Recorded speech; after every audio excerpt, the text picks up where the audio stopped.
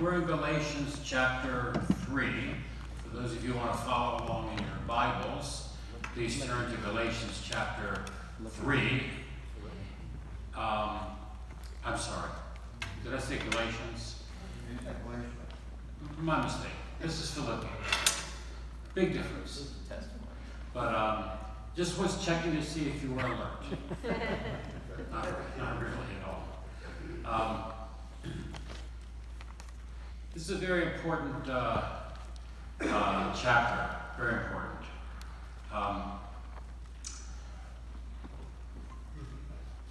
It has to do with Paul expressing himself even more completely to the people of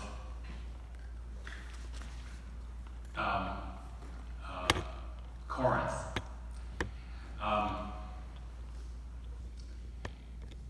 Remember, Paul, do we have maps up here? Do we have maps? Yes. We do have maps. I don't want to take a chance on turning around because I might fall off or something like that. But remember what happened in these days, that Paul was invited to go from where he was living over to a place called Macedonia, which was also nowadays is called Greece. So you can get some idea of where he was at this time. And it's important because his ministry, his goal in life, his purpose in life was to spread the good news through all of the world of the Gentiles. He was called to leave the Holy Land of Israel. And as you recall, we studied the book of Galatians. He spent a lot of time in Asia Minor, where he taught the Galatians about God and dealt with a lot of issues that were problematic in those days. Now he is writing to this group of believers in Corinth. These are believers that he met and led to the Lord, but he's not with them anymore because he's hoping to get there on his way to Spain. Paul had a big vision in his life. He was going to travel the entire Mediterranean and spread the good news all over the area. So he writes this letter to the believers in Corinth, specifically Philippi, to encourage them, to encourage them and also to challenge them. And that's what we're looking at this morning. So,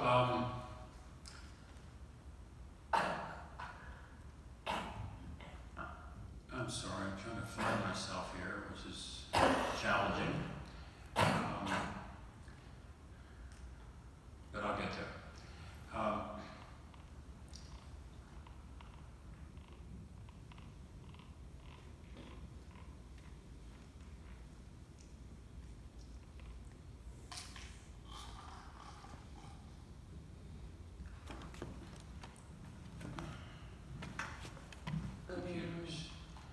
Computers.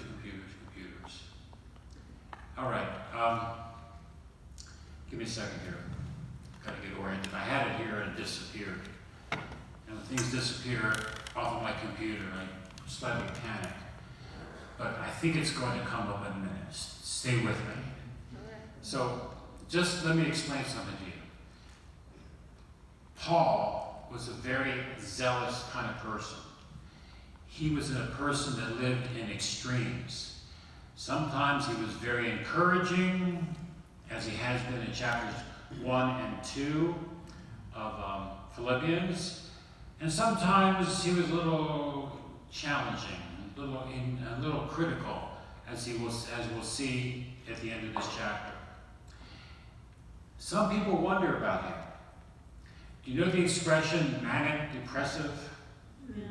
It's used a lot nowadays in psychological terms, that some people are manic depressive. Some days they're extremely happy, and sometimes they're really grumpy. They call it manic depressive. I think even the term schizophrenia can be used in a similar fashion, because people who are schizophrenic often are very emotional and have a lot of highs and lows. I think that's what's happening here in the life of Paul. And the question is asked, was he schizophrenic? Was he manic depressive? Because there's a huge change in tone between chapters 1 and 2 of Philippians and chapter 3. In chapters 1 and 2 of Philippians, he's very encouraging of the people. He has a lot of good things to say about them. He commends them for serving with him. He expresses his love and affection for them. He says, I want to come with you and be with you as soon as I can. And then this person of great encouragement, and remember last week he spoke of Timothy and Epaphroditus as two people who expressed great dedication to the call of the gospel. He was thrilled with them.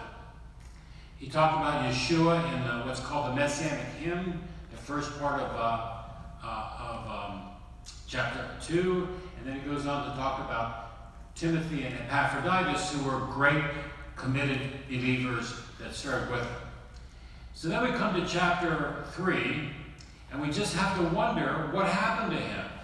So let me read the words of chapter 3, and maybe we can figure this out.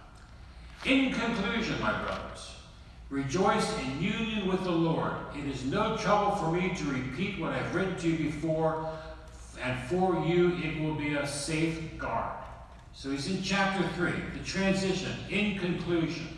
You want to say, what is he concluding? He wrote chapters 1 and 2. Is it time for a conclusion? And scholars have wrestled with this. What does it mean by in conclusion? What I've been reading in this, and what I've concluded, is this is not a conclusion of the book. It's a transition between what came in 1 and 2 and what's going to happen in chapter 3. Because remember, 1 and 2 was all about humility and blessing and so forth. In chapter 3, things change dramatically. In Philippians 3:1, it says it's not the ending, not the conclusion as the end, it's the continuation of chapter 3. And we're going to encounter a fourth example of humility. Remember I said that that's one of the key themes in Philippians. God is calling his people to be humble. Pride goes before a fall. God lifts up the humble. This is a continuous theme in the scripture. So he just referred to Yeshua, Timothy, and Epaphroditus. And in chapter 3, he's going to talk about his own sense of humility. He speaks of opponents in verse 2. Now listen to this. This is why people wonder about his emotional stability. Beware of the dogs, the evildoers, the mutilated. Instead of saying positive things, all of a sudden he turns and he's vicious. We don't know who he's referring to here. We don't know who these people are that he considers enemies, but he's speaking of them in curses, in epithets.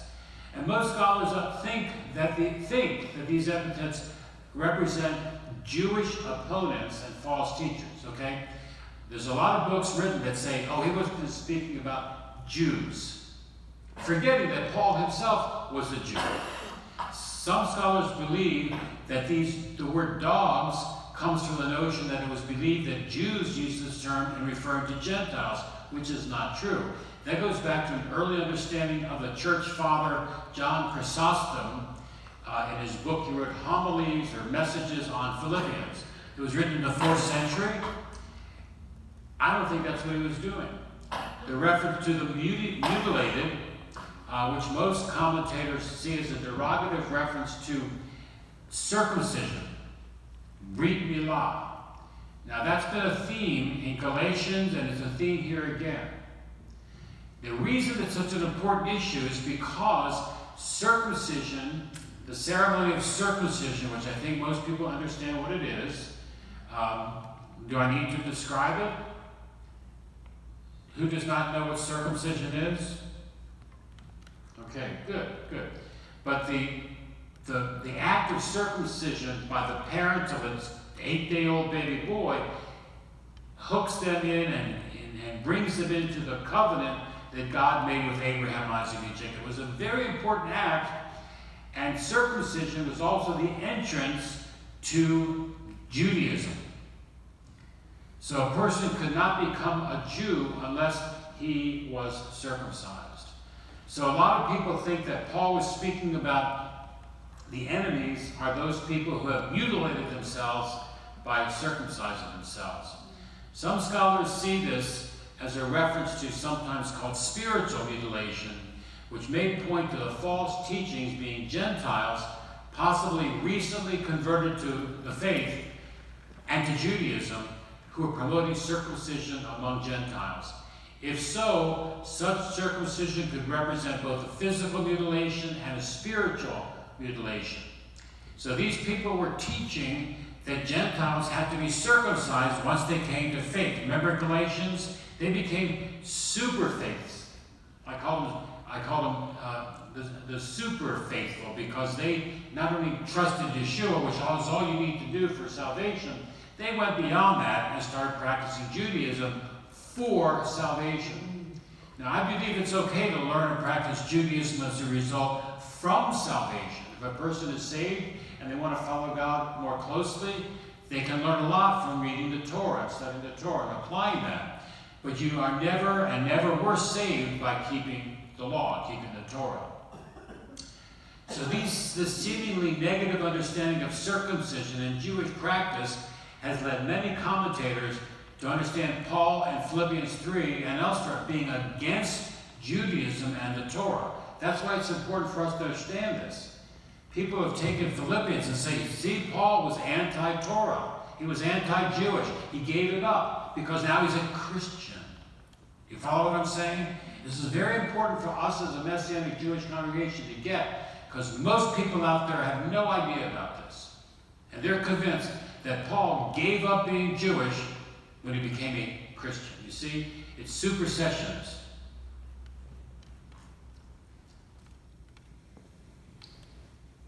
That's why we can see how important honest and accurate Bible interpretation is.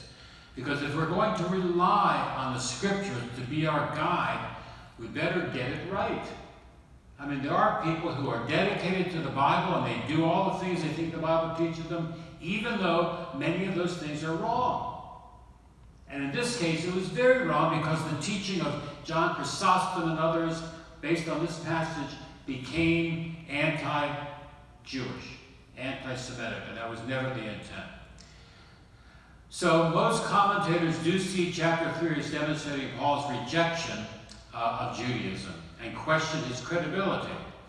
That Paul, a Jew, would use derogatory language about Judaism and Torah-faithful Jews, whether within or without the Messianic community. Recent Pauline scholars see it this way. They do not see Paul rejecting Judaism or Torah or anything Jewish. They see something else happening. That's what we're going to look at now.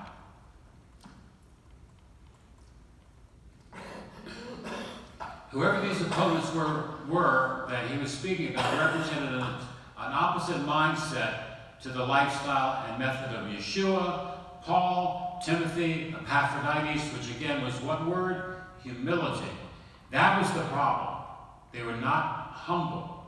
So there are several people postulated as the group that he was speaking against. Let me quickly mention that.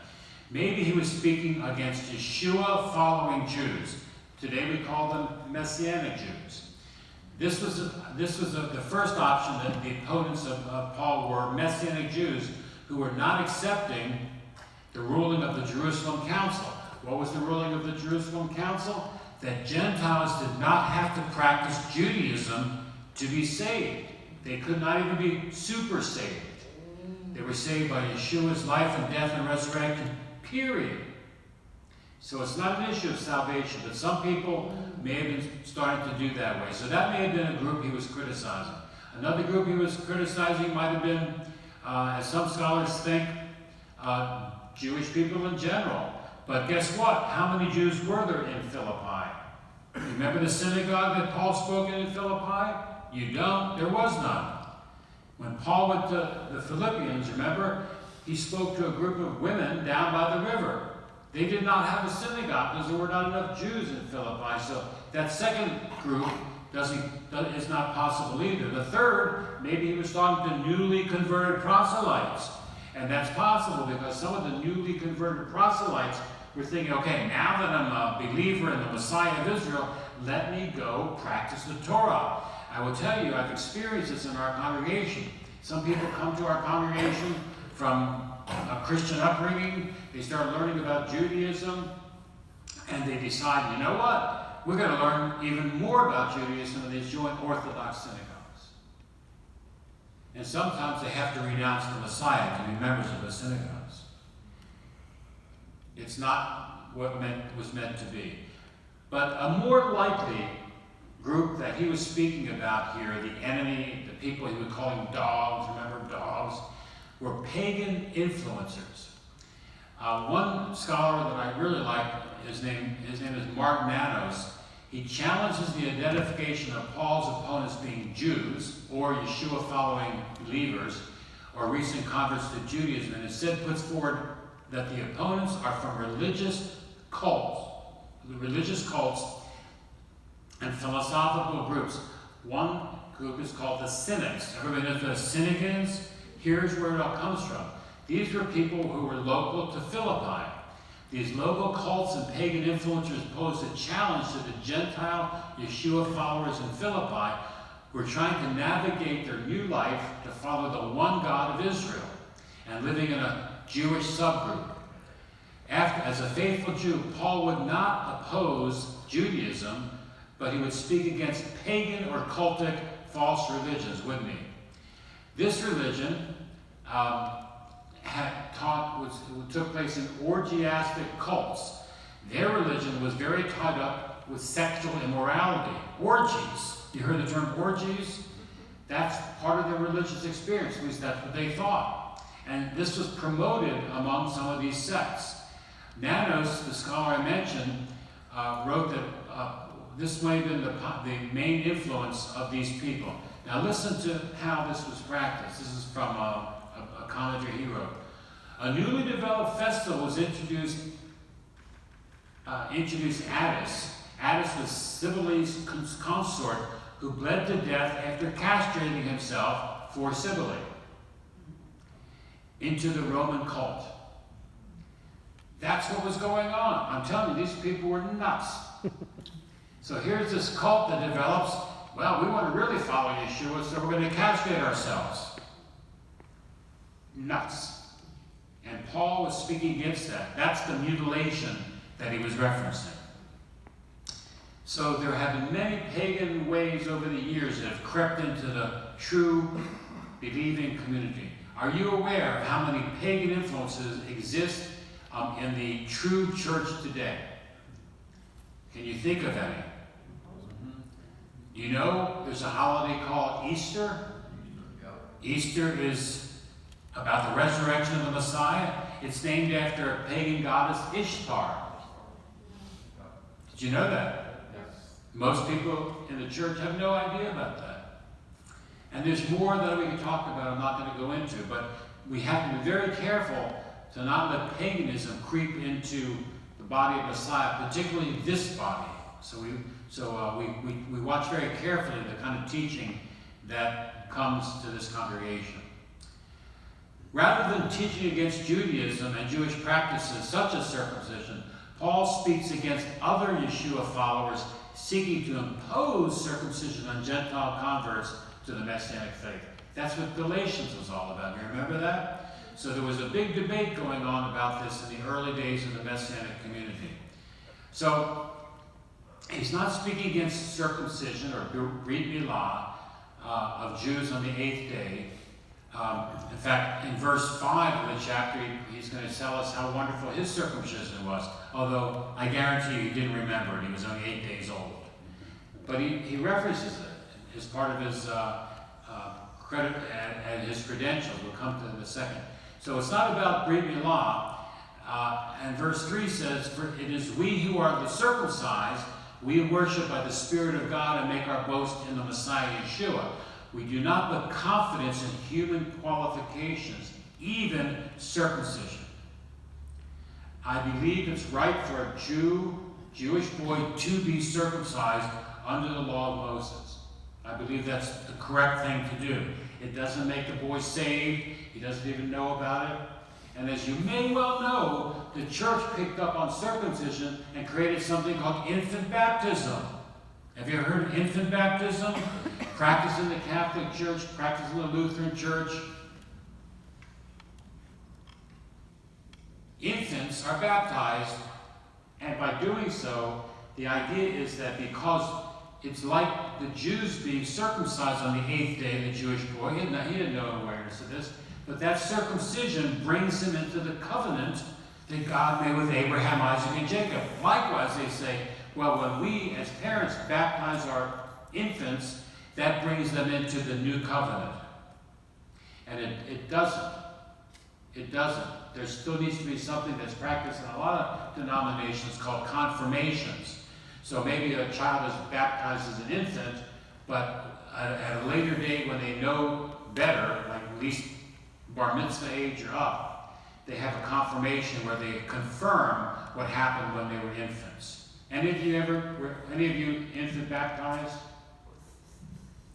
Yeah, a couple of you. If you have a Catholic background, it's very common.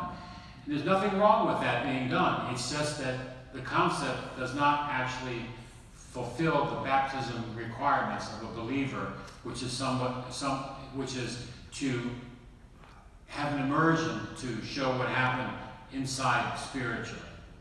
So it's a false conclusion. Paul says we do not put confidence in human qualifications. He warned against that. He even says that he's the most qualified of everybody he knew.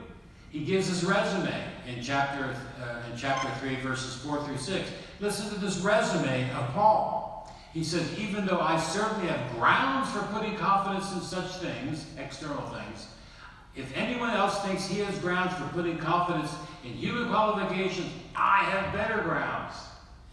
He says, I have breathed law on the 8th day. By birth I belong to the people of Israel. I'm from the tribe of Benjamin, a Hebrew speaker with Hebrew-speaking parents. In regard to the Torah, a Pharisee. In regard to zeal, a persecutor of the Messianic community. In regard to righteousness demanded by legalism, blameless. He's establishing his credibility as a super Jew, and he was. He was the Jew of all Jews, and he called himself a Hebrew of the Hebrews, but he says it's irrelevant when it comes to a relationship with God. What really counts is his relationship through Yeshua.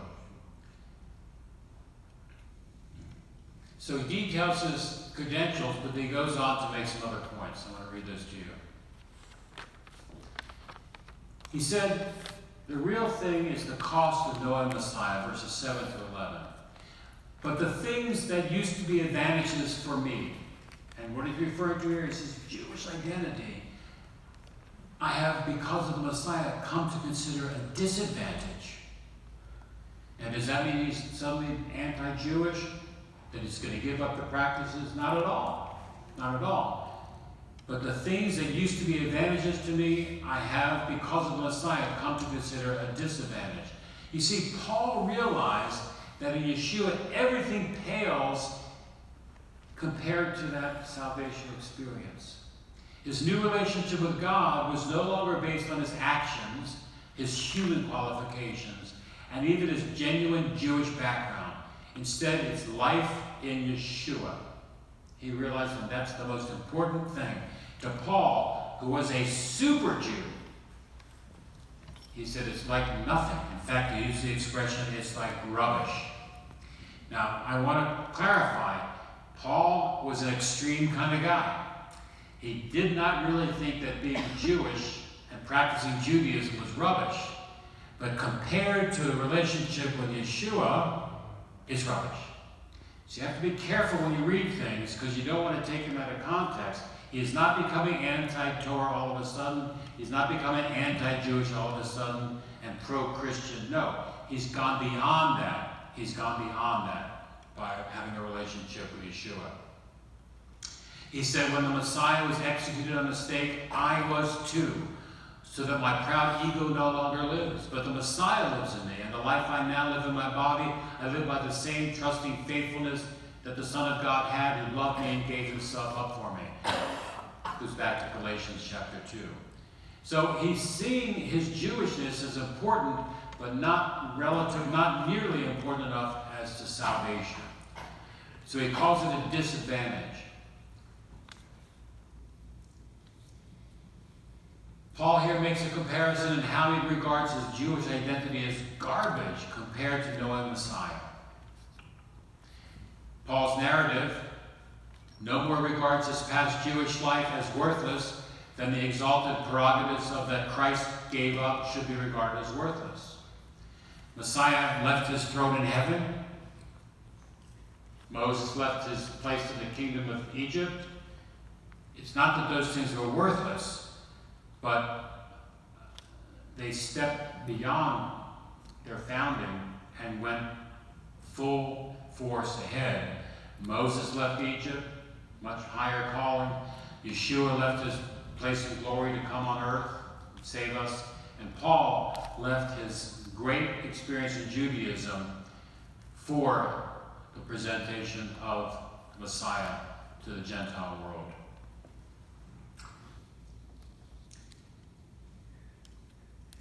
In Acts, he says, brothers, I have done nothing against either our people or our traditions of our fathers. He affirms that he was a Torah-observant and tradition-observant Jew. But compared to knowing Yeshua, it was like rubbish. The early church father, John Chrysostom, who I do not read regularly or at all, has been the basis for much of the anti-Judaism in the church. He was called the bishop with the golden tongue, John Chrysostom. You would travel miles to hear him preach. The bishop with the golden tongue. He had a lot of nasty things to say about the Jewish people. But he has a great illustration to make the point of what Paul is referring to here. Listen. He says, for as a poor man that was in hunger, as long as he has silver, escapes hunger. But when he finds gold, and it is not allowable to keep both the silver and the gold, he considers it a loss to retain the former, that is the silver. He has to give up the silver to get the gold. So also here, not because the silver is lost, for it is not, but because it is impossible to take both at once, but it is necessary to give up the silver to have the gold. Now the problem with Chrysostom is he was trying to make the point that you have to give up Judaism to have a relationship with Yeshua. That's not what Paul is saying. What Paul is saying, you have to give up this prideful behavior to become a true follower of Yeshua in humility. He said, Paul states here that the one thing of supreme value, rendering everything else worthless, is knowing Yeshua and gaining righteousness before God based on his trust and not on his own human endeavors. I think that's a good analogy. I think it makes sense. You see, in Yeshua, God stepped into human history and provided a way for final right standing for those who trust in Yeshua as Messiah and Lord. Paul's point of Philippians 9 is that the only righteousness that he needs is their trust in Yeshua, not practicing Judaism. Yes, I gave it all up in order to know him, that is to know the power of his resurrection and the fellowship of his sufferings as I am being conformed to his death. But it doesn't mean he gave up Judaism. He gave up his bad behavior within Judaism. Because he has a new life in the Messiah. He says so in verse 12. It is not that I have already obtained it or already reached the goal. No, I keep pursuing it in the hope of taking hold of that for which Messiah Yeshua took hold of himself, that is me. Brothers, I say for my part, do not think of myself as having yet gotten hold of it. But one thing I do, listen, you know this verse, forgetting what is behind me and straining forward toward what lies ahead, I keep pursuing the goal in order to win the prizes offered by God's upward calling in Messiah Yeshua. Paul's life was actively all about desiring to model his life on the Messiah.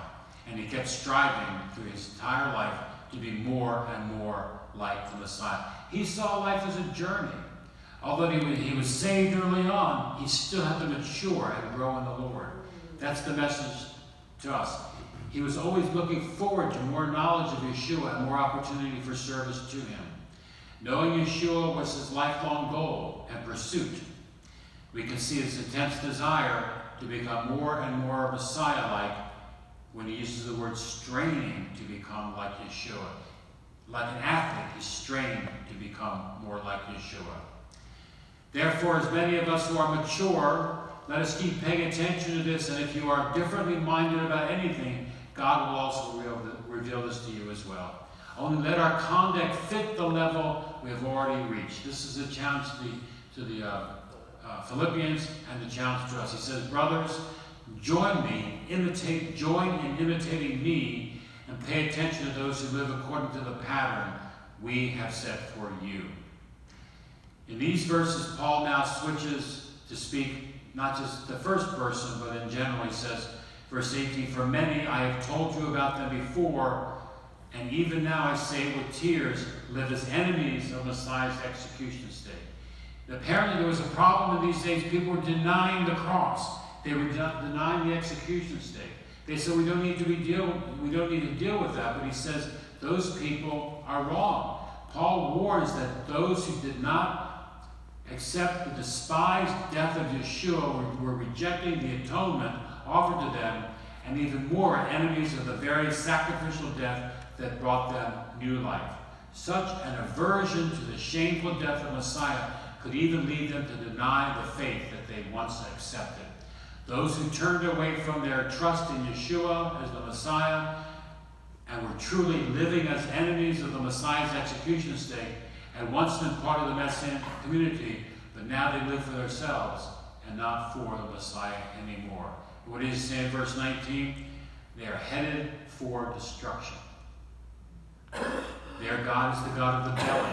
They are proud of what they ought to be ashamed of. It says they are concerned about the things of this world. Brothers and sisters, this is a decision-making time for us. Paul lays it out for us. He said there are so many distractions in our walk, but we need to choose to follow Yeshua and recognize and receive that his sacrificial death was made to redeem us and bring us into the kingdom of God. This is the new way of life because we are citizens of heaven, verse 20, and it is from there that we expect to deliver the Lord Yeshua, the Messiah. As the Philippians highly valued their Roman citizenship, Paul here reminds them that they hold an even greater citizenship, the citizenship of heaven. Are you a believer in Yeshua? Did you trust that he died for your sins? Did you accept that at some time in your life? Guess what? Now you and I together are citizens of heaven. I like that. I like Maryland. I like the United States, but being a citizen of heaven is much, much more. So the challenge again before us is to remember that we need to accept what Yeshua did and continually strive to model the Messiah and reject those who don't respect that message. I guess the question for us today is, do we see Yeshua as the Messiah and the Son of God, or do we see him only as a great rabbi and a beautiful person? The answer to this question really makes all the difference. Is he the Savior, or is he just a great rabbi? Friends, he's the Savior. He gave his life on our behalf. We need to trust that in Yeshua's name. Amen. Please stand.